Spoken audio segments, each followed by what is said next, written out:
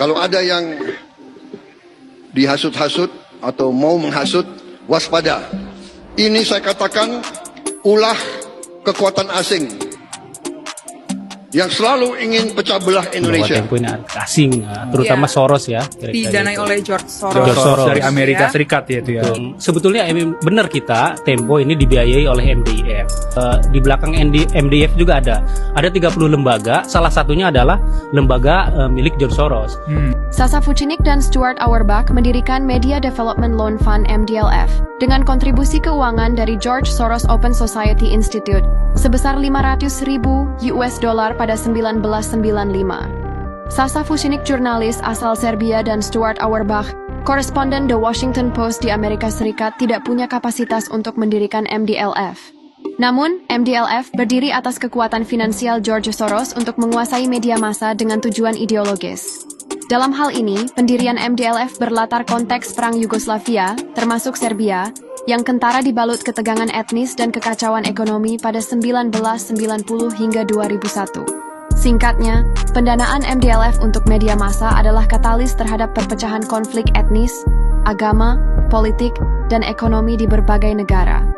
Pada 2013, MDLF berubah menjadi Media Development Investment Fund MDIF untuk mengelabui pendanaan kepada media massa dan digital dalam bentuk investasi. Dalam perkembangannya, MDIF menerima donor dan investor lain sehingga eksistensi George Soros di balik MDIF bukanlah premis tunggal dan menjadi multitafsir. Nanti terkuak media-media yang sebenarnya pemiliknya adalah orang asing. Perlu saya sebut namanya sekarang? Perlu? Yang MDIF itu kan justru kita duluan yang memberitakan ya bahwa memang ada pendanaan ke Tempo. Di sini, fundamental topeng independensi Tempo mulai terkuak. MDIF menggelontorkan dana fantastis berkedok investasi kepada PT Infomedia Digital, anak usaha PT Tempo Intimedia pada Juli 2024. Dana dari MDIF mengalir untuk Tempo melalui instrumen keuangan surat utang yang dapat dikonversi atau Convertible Performance Debenture. Artinya, MDIF George Soros berhak mengklaim kepemilikan PT Infomedia Digital melalui konversi surat utang menjadi saham. Hal ini bisa terjadi kapan saja jika keuangan perusahaan merugi. Bukan hal sulit untuk George Soros membuat rugi PT Tempo Intimedia. Bayangkan, George Soros membuat Inggris bangkrut seketika dalam peristiwa Black Wednesday pada 1992.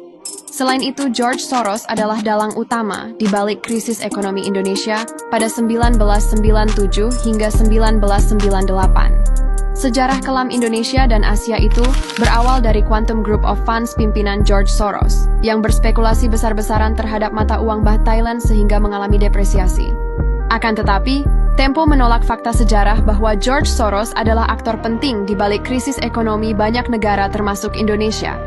Tempo mencatut sumber Stephen J. Brown dan kawan-kawan yang tegas menyatakan George Soros bukan penyebab krisis ekonomi Asia dan Indonesia.